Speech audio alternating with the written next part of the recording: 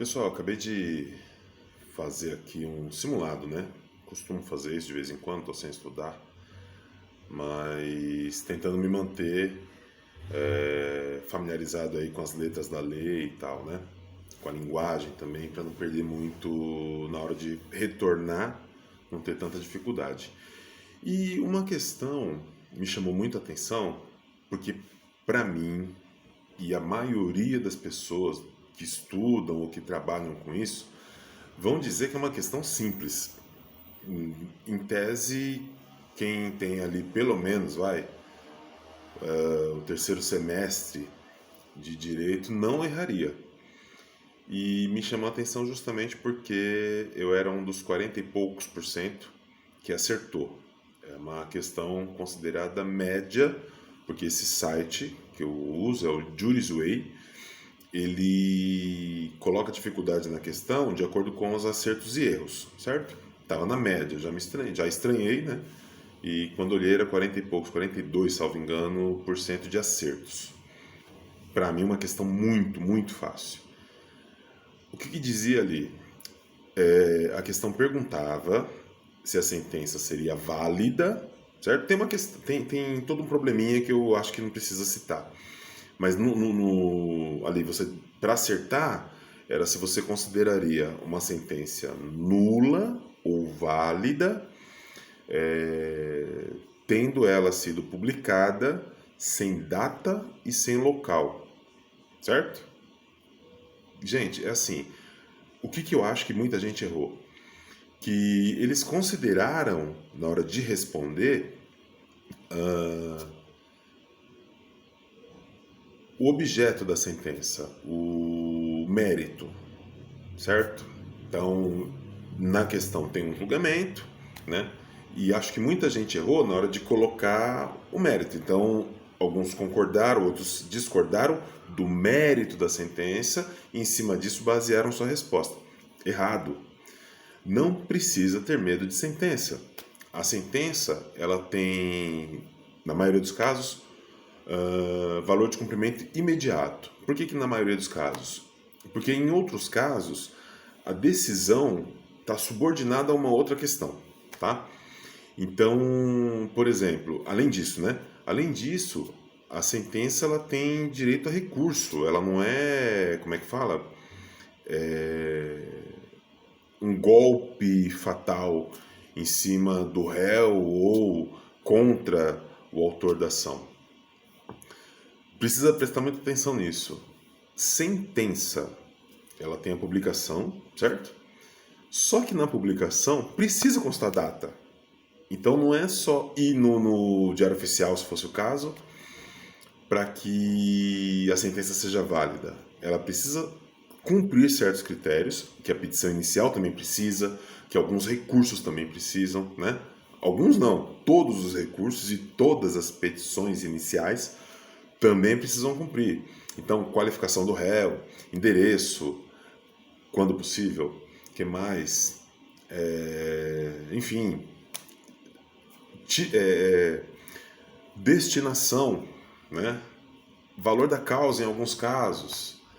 Enfim, são questões que são obrigatórias. Uma sentença judicial ou um acórdão sem data e sem local não existe, é simplesmente nula, ponto final. E acho que muita gente errou porque considerou o mérito da questão do processo que estava citado ali, a historinha contada para fazer a questão.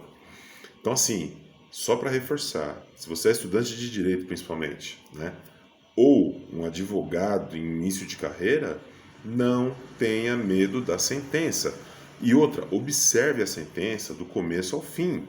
Não é só a leitura do dispositivo, eu falo isso direto. Muitas vezes você vê, quando eu acompanho aqui, que dou acessada em alguns recursos, até para aprender, né?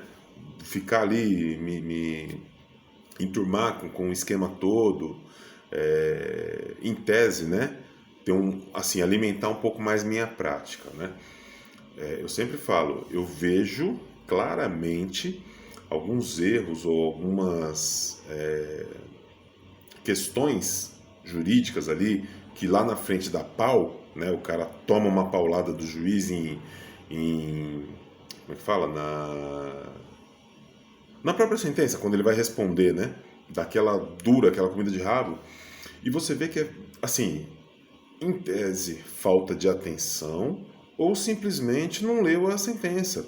E assim, muitos pedidos de como é que chama aquilo?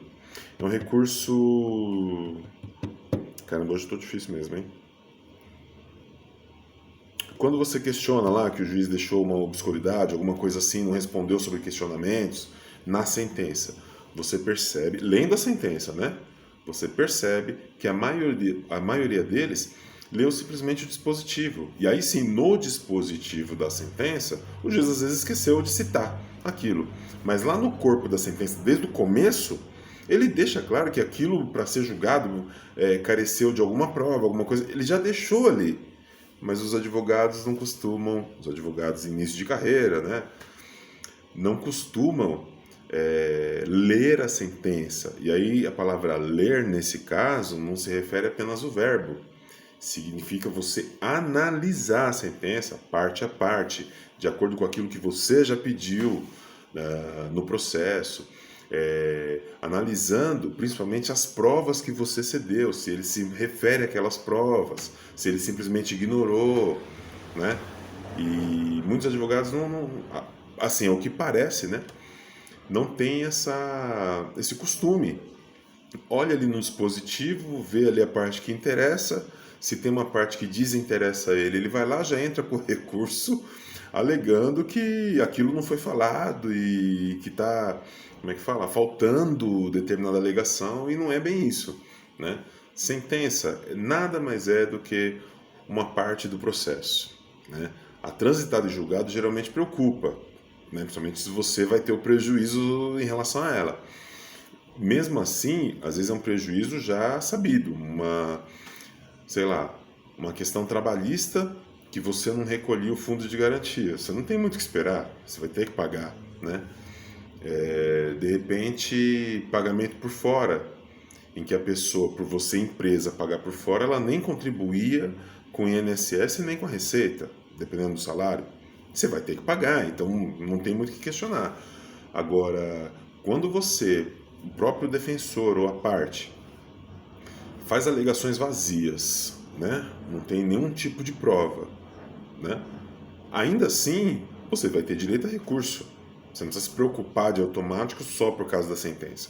E nessa questão, a mim pareceu que alguns alunos, né, que fizeram esse simulado temeram, né? Não, a sentença, então, para ser nula tem que ter uma coisa fantástica. Não, um errinho de falta de data, a sentença é nula. O que acontece? Ela vai ser totalmente reformada? Não. A publicação é nula, avisado o juízo, ele vai ter que simplesmente arrumar isso e publicar de novo. Aí sim, ela passa a valer a partir da data da nova publicação. Entendeu? Só isso. Se faltam requisitos obrigatórios na sentença, ela é nula. É simples assim.